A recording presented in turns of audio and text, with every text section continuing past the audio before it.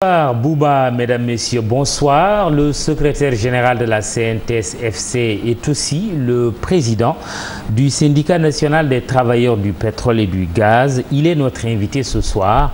Bonsoir, cher Diop. Bonsoir, Mamadou. Merci d'avoir accepté notre invitation. Merci, tout le plaisir est pour moi. Je vous remercie de l'honneur que vous faites de m'adresser à l'opinion sur les questions d'actualité. Et particulièrement, on commencera par la question d'actualité, c'est la baisse annoncée par le gouvernement du Sénégal sur les prix du carburant à partir de demain, samedi. Est-ce qu'elle est à la hauteur de vos attentes?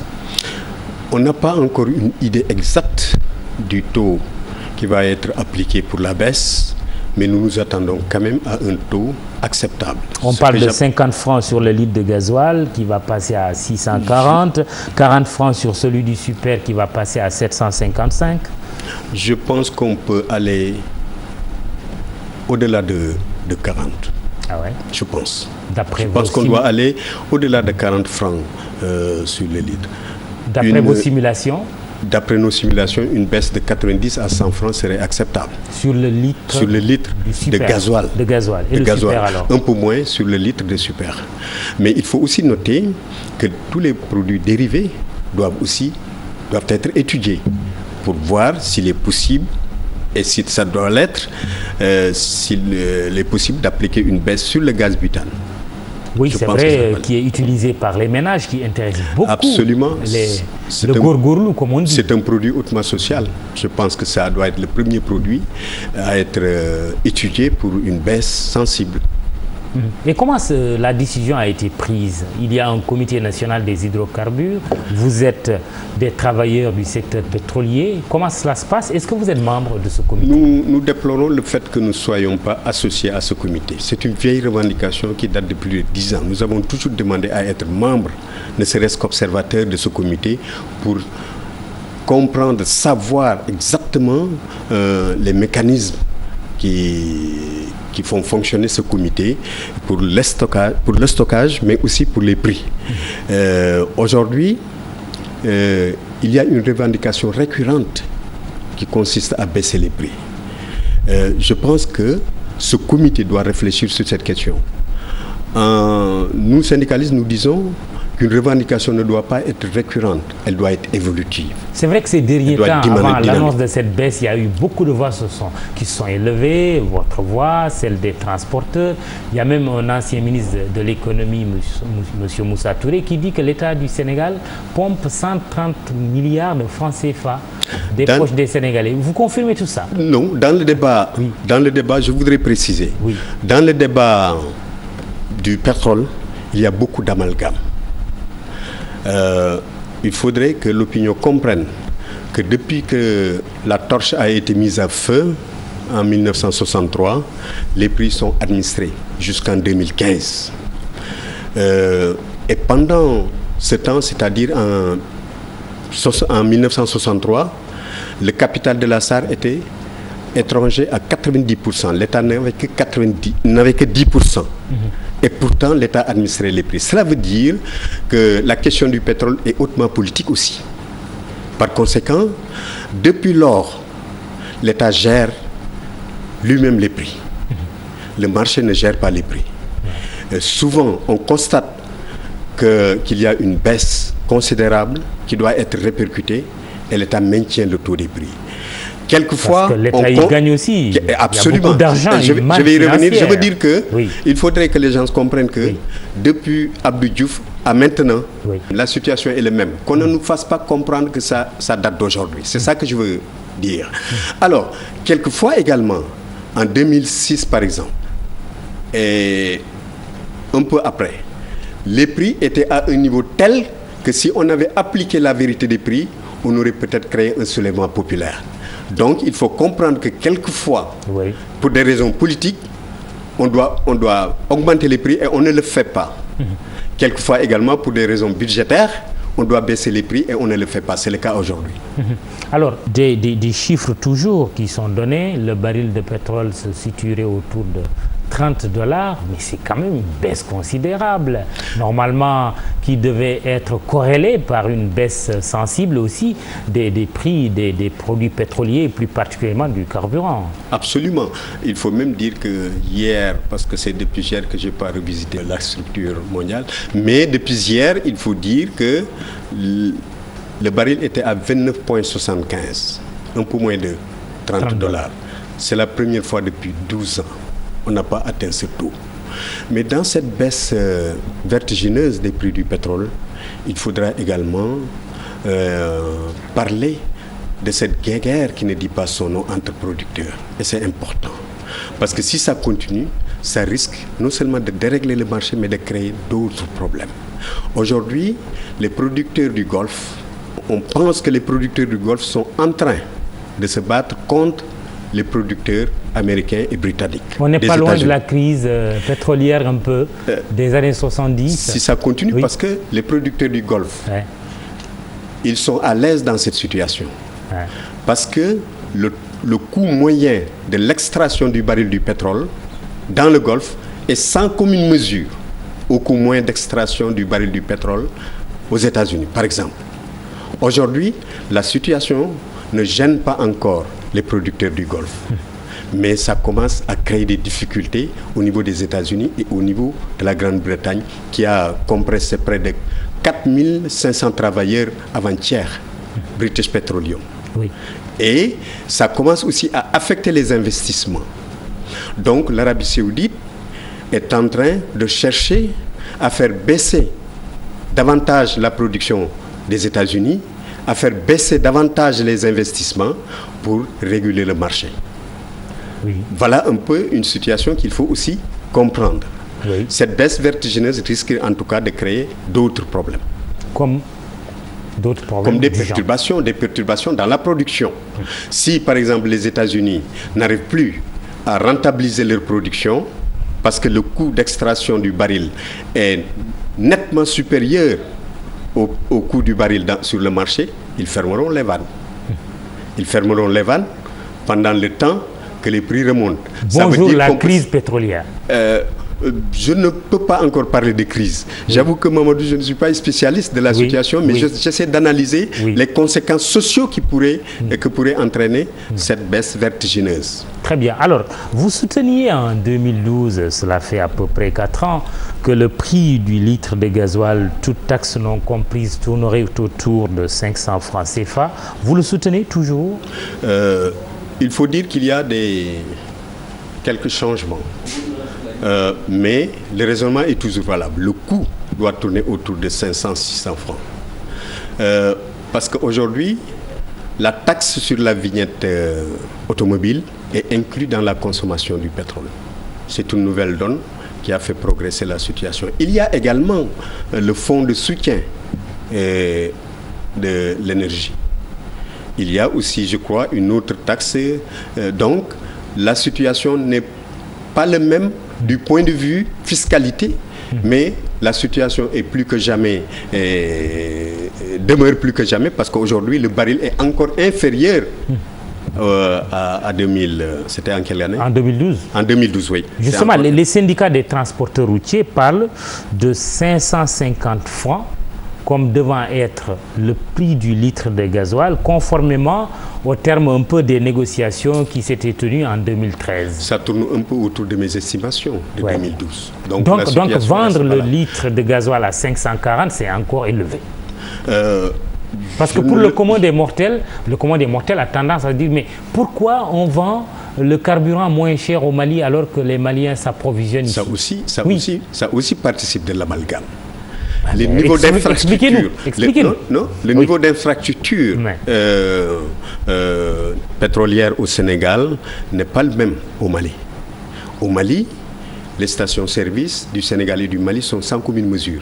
Or, les questions sécuritaires nous concernent aussi au plus haut niveau.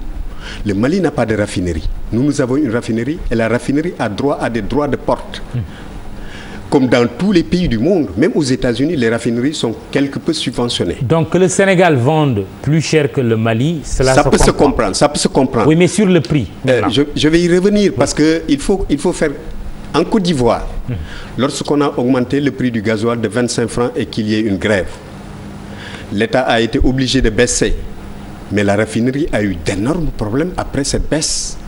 Donc, il faudrait aussi qu'on comprenne que je suis acteur et porteur de la revendication du secteur. Oui. Je suis obligé de faire une analyse transversale pour que notre raffinerie se maintienne, pour qu'il y ait un équilibre dans toute la filière pétrole, aussi bien au niveau des distributeurs qu'au niveau des travailleurs, mais aussi au niveau des revendeurs. Il faut que la filière soit équilibrée et ça, c'est de la responsabilité de l'État. Une analyse objective. Est-ce que vous avez espoir vraiment que le gouvernement va vous suivre en disant tout à l'heure, pour vous, le prix du gasoil devait connaître une baisse au moins de 90 à 100 francs? Là, on parle de 50 francs, la moitié. Est-ce que votre combat n'est pas perdu d'avance avec les prix qui sont annoncés? Je ne le pense pas. Ces prix-là, je ne sais pas d'où ça vient. Très bien. Ça peut être un ballon de sonde.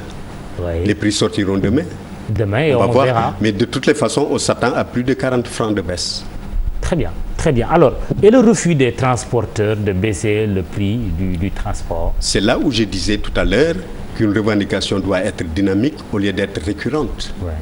La revendication doit être dynamique parce que si on réclame la baisse des prix du carburant, il faut aussi accepter les conséquences de cette baisse sur le transport, mais aussi sur l'électricité et sur tous les produits dérivés. Ouais.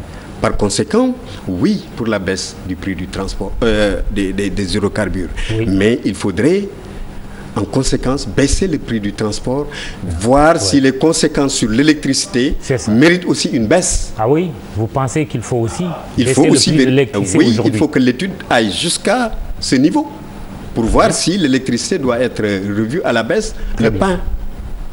Oui, c'est intéressant ce que vous dites. Mais bien sûr, oui. Je vois les serreurs vous regardez avec beaucoup de d'intérêt et vous écoutez aussi. Voilà, très bien. Donc les industries qui tournent avec les produits pétroliers, normalement, ils doivent bénéficier de cette situation.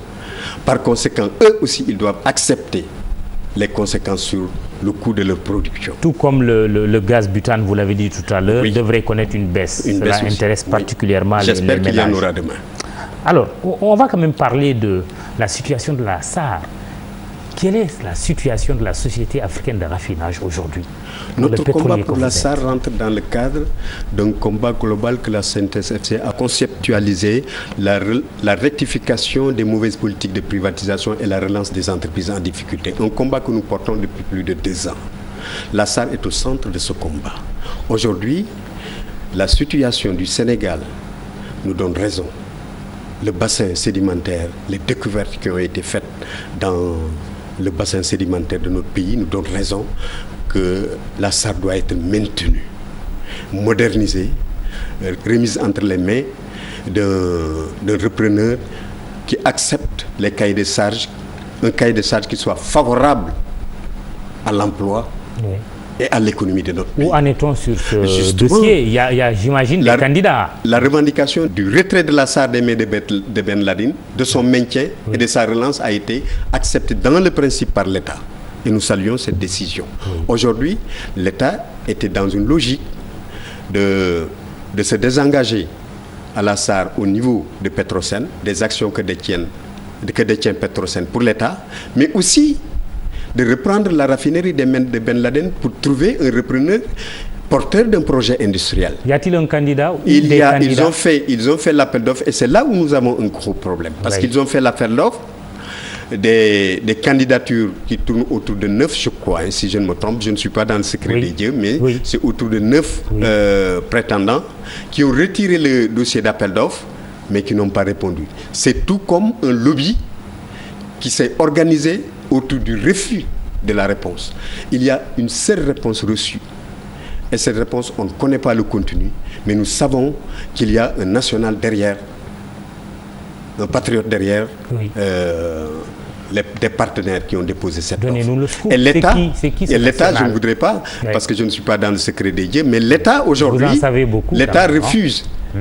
L'État refuse d'adjuger. Mais puisque vous en savez beaucoup, quel est ce national? Mais l'État refuse d'adjuger. Ce sont les partenaires de ITOC. Très bien. les partenaires de UTOC. Mais ce qui nous intéresse, c'est qu'on ait un repreneur qui qu'il soit, porteur de projets industriels capables de moderniser, de relancer la SAR, mais aussi capable de faire face à cette situation nouvelle du Sénégal. Et si c'est un national, il faut lui donner. Mieux. Très bien. Il faut l'avouer. C'est dans ce contexte que le Sénégal devrait être un producteur de pétrole. Comment cette nouvelle annoncée à maintes reprises est accueillie, même si elle n'est pas encore tout à fait effective? J'espère que l'État va évoluer dans le bon sens. Parce qu'aujourd'hui, il y a un grand lobby qui se bat pour que la SAR ferme, pour que notre production soit importée et qu'en retour qu'on fasse de notre pays un sud pétrolier. Il y a un grand lobby autour de ça. Donc si je vois un national, qui qu'il soit, faire face à ce lobby, moi je dis bravo. Encore que aujourd'hui, l'intérêt de ce lobby-là, c'est d'écouler la surproduction qu'ils ont dans les raffineries à l'étranger et faire du Sénégal un sud pétrolier, pas un hub. Et le combat aujourd'hui, c'est de faire de notre pays un hub pétrolier de la sous-région. Et c'est possible. C'est une question sérieuse. C'est une question sérieuse. Absolument. L'État du Sénégal doit être à la hauteur des enjeux, n'est-ce pas? Je le pense, parce que le président a pris une décision courageuse face à ce lobby. Oui. Mais au dernier moment, nous avons appris que la Banque mondiale, les bailleurs de fonds, avaient l'intention d'envoyer une délégation au Sénégal pour insister encore sur la fermeture de la SAR. Mais jusqu'ici, quand même, le président tient et nous lui disons que les travailleurs et les acteurs du pétrole de ce pays sont derrière lui, soutiennent cette décision de faire de notre raffinerie une raffinerie moderne capable de faire face à la situation nouvelle. Justement, le cordonnier est souvent le plus mal chaussé. C'est quoi la situation des travailleurs du secteur pétrolier? Alors, nous avions une revendication parce que quand le baril était en train de chuter, il faut dire qu'en 2015, il y a eu 30% de baisse. Et entre la fin de l'année et aujourd'hui, il y a à peu près 20% encore de baisse. Donc cette situation devait normalement être mise à profit par l'État pour équilibrer toute la filière. C'est-à-dire les distributeurs, nos employeurs, doivent bénéficier de cette situation favorable. Les gérants détaillants doivent bénéficier de cette situation favorable, les consommateurs aussi. Mais surtout, les acteurs, les travailleurs. Les travailleurs, c'est le dernier maillon de la chaîne qui n'a pas encore bénéficié parce que l'État a revu la péréquation du transport. Aujourd'hui, les transporteurs d'hydrocarbures ont eu leur péréquation augmentée. Les gérants aussi, les distributeurs. Aujourd'hui, nous avons un pacte social déposé sur la table des employeurs pour que les travailleurs enfin bénéficient également de cette situation favorable. Une augmentation de salaire? Une augmentation de salaire. Vous savez, dans le secteur du pétrole, nous avons un dialogue social très performant. Nos ambitions tournent autour de 30 à 40% d'augmentation de salaire. Et nous sommes en mesure d'obtenir au moins 33% d'augmentation en plus de la révision à la hausse de certaines indemnités. Donc nous sommes en train de nous battre pour vraiment que les travailleurs du secteur reçoivent leur part du gâteau. Bonne chance à vous en tout cas. Merci, maman. Mais une dernière question au vu de l'ébullition sociale dans beaucoup de secteurs. Est-ce qu'une grève générale avec une unité syndicale est envisagée? Je pense qu'aujourd'hui, nous avons une situation du dialogue social qui doit être mise sur la table et mettre à profit. Nous nous sommes battus pour bâtir ensemble des consensus sur les réformes institutionnelles, sur un pacte de stabilité sociale et d'émergence économique, sur un plan d'action du pacte et sur une feuille de route sociale. Voilà les consensus que nous avons bâtis, que nous devons mettre à route. À côté de ces consensus, il y a un passif social qu'il va falloir résorber pour mettre en route tous les consensus. Ainsi, je pense qu'on aura un dialogue social apaisé pour longtemps. Une grève générale n'est pas l'ordre du jour. Il appartient à l'État. Je ne le cautionne pas encore qu'une grève générale n'aura pas lieu. Il appartient à l'État de résorber ce passif social pour éviter des perturbations. Ce passif social, c'est la situation des ex-travailleurs de la SIAS qui est sur la table du président. Il a de bonnes intentions de le régler. C'est aussi la situation du secteur de l'éducation, de la santé. Très bien. C'est aussi les entreprises en difficulté qu'il va falloir relancer dans le PSE. Donc, tout ce passif social-là, les décisions de justice remportées par des travailleurs et qui peinent à être mises en application. Il y a les travailleurs de la BCAO, les travailleurs de Transplace. Il y a aussi la cellule de relance des entreprises en difficulté qui est logée à la primature, qui doit aussi dérouler sa feuille de route. Terminez votre phrase. Je voudrais dire que l'État doit davantage pousser à la résorption du passif social pour qu'on mette enfin en route les consensus auxquels nous sommes aboutis. Dans ce cadre-là, je pense que le dialogue social sera apaisé pour longtemps. Merci, Cheikh Diop. Cheikh Diop est le secrétaire général de la CNTS-FC. Il est le président du syndicat national des travailleurs du pétrole et du gaz, Bouba.